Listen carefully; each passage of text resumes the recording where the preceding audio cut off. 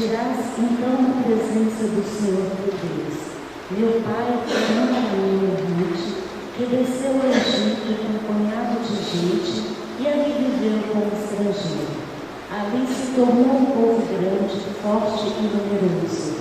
Os egípcios nos maltrataram e oprimiram, impondo-nos uma dura escravidão.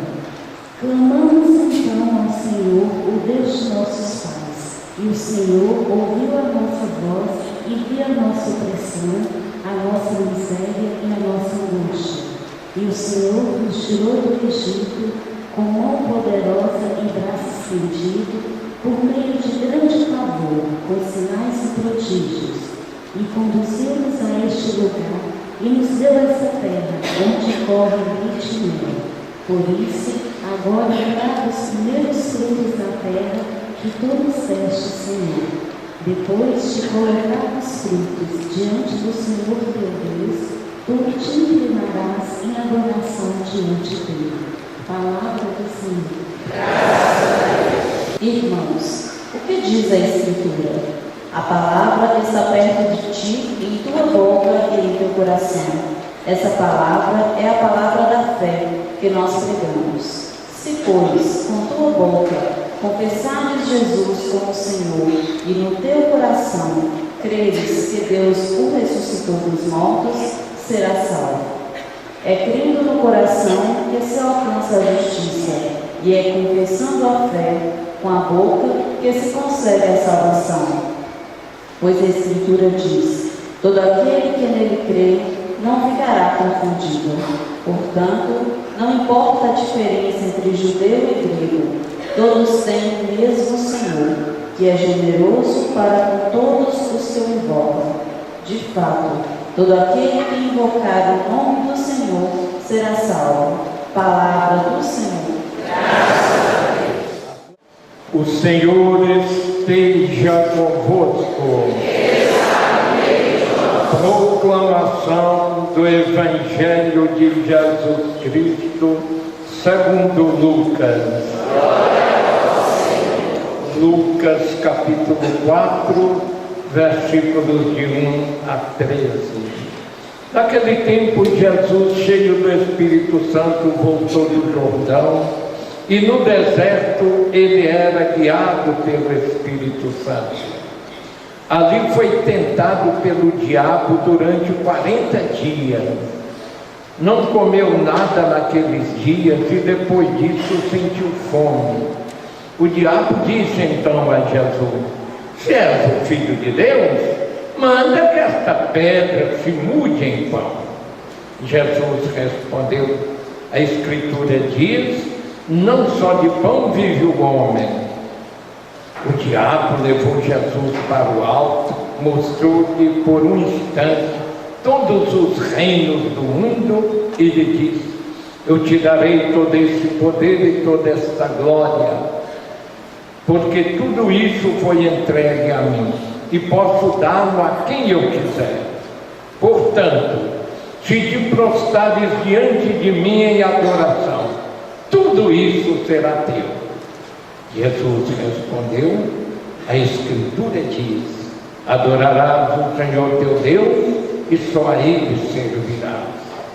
Depois, o diabo levou Jesus a Jerusalém, colocou-o sobre a parte mais alta do templo e lhe disse: se és o Filho de Deus, atira-te daqui abaixo, porque a Bíblia fala: Deus ordenará aos seus anjos a seu respeito que te guardem com cuidado.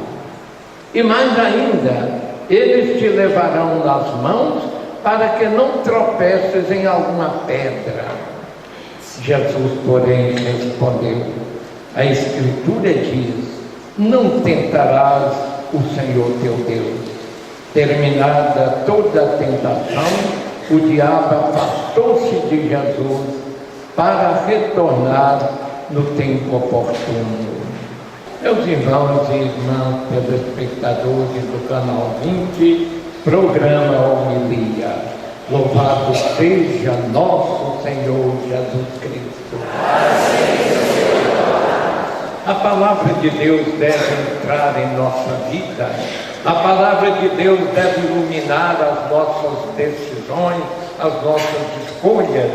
A palavra de Deus deve fortalecer a nossa caminhada, as nossas atividades, o cumprimento da nossa missão. Então, prestemos atenção o que Deus está falando para nós. Vamos começar pela segunda leitura, que era muito importante para nós, sobretudo nesse tempo de Quaresma. A palavra Quaresma vem da palavra 40, e exatamente por causa desse acontecimento de Jesus ficar 40 dias no deserto, em adoração, em jejum, muita oração e muita preparação para o seu ministério. Então nós devemos aplicar isso na nossa vida. Nós devemos, nesses 40 dias até chegar a Páscoa, nós devemos intensificar a oração. Orar é conversar com Deus. Orar é meditar a palavra de Deus. Orar é pegar a Bíblia e a gente fazer daquilo um momento de contato com Deus. Também é muito importante na Quaresma a caridade. A esmola aí não é só dar comida, não. A esmola é todas aquelas energias, inclusive as econômicas também, mas todas as energias que nós temos, a gente partilhar mais, promover o crescimento humano, o crescimento das pessoas com as quais nós vivemos, lidamos, trabalhamos e convivemos. Então vamos ser mais fraternos. E também é importante o jejum. Às vezes a gente fala, jejuar é coisa do passado. Não. O jejum é um instrumento bíblico de autodomínio. A gente jejua é para controlar o corpo da gente, para que o espírito tenha a primazia e não o corpo. A matéria grita, a matéria tem apelos, tem apetites, né? E tem até muita força, muitos impulsos fortes. Por isso é que as tentações de Jesus são as tentações da humanidade. Jesus, ele nunca pecou. Ele é igual a nós em tudo, menos no pecado. Fala a carta aos Hebreus, como também os Atos dos Apóstolos. Ele nunca pecou, mas tentado ele foi. E aí vem três tentações que são muito fortes na nossa vida: a busca do prazer, a busca do poder e a busca do ter, de aumentar as propriedades do patrimônio. Então essas três buscas, elas são muito fortes na nossa vida. Com muita facilidade, a natureza física, o grito da matéria, nos leva para esse impulso do prazer. Depois, o grito do poder, você é poderoso, você pode até pular da torre da igreja, você é filho de Deus, e o capeta é tão danado. Que ele viu que Jesus respondia pela Bíblia, respondeu que não só de pão vive o homem, mas de toda a palavra de Deus. Ele falou, eu vou usar também a Bíblia. Ele conhece a Bíblia, mas não vive a Bíblia. O capeta, o demônio, Satanás. Então ele ainda usou a parte mais bonita da Bíblia, que é o Salmo 90. O Salmo 90 é lindo. E ele usou, falou, você pode pular, está escrito, está lá no Salmo, que os anjos vão te aparar.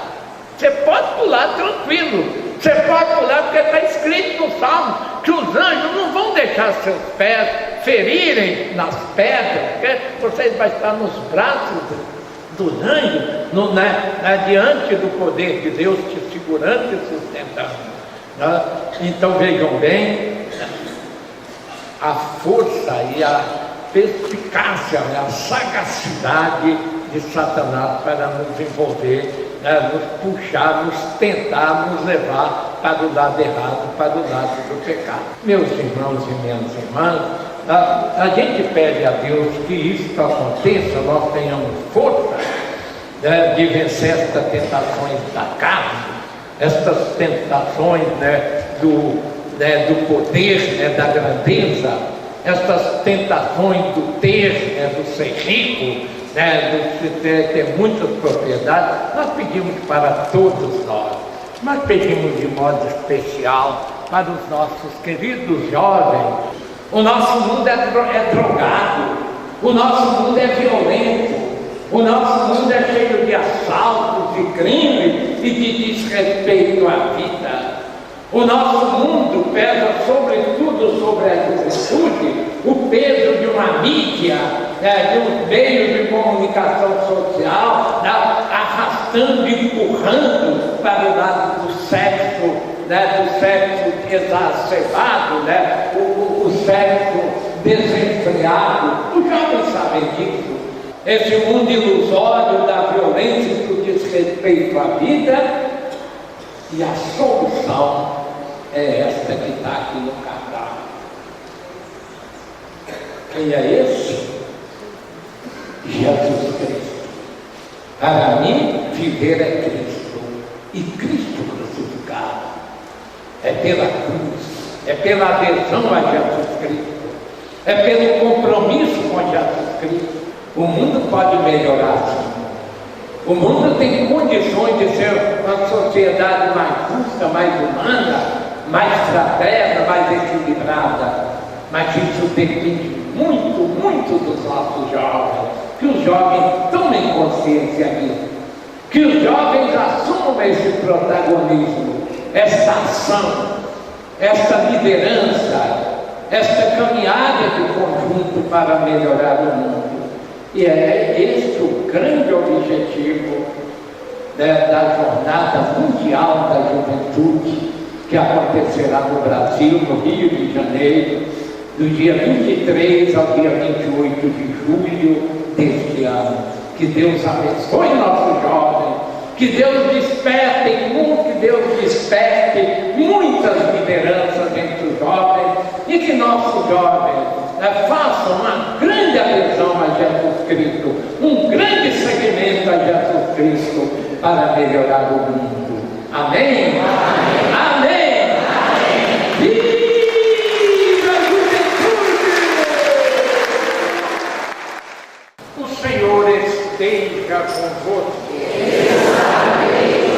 Abençoe-vos Deus Todo-Poderoso, Pai, Filho e Espírito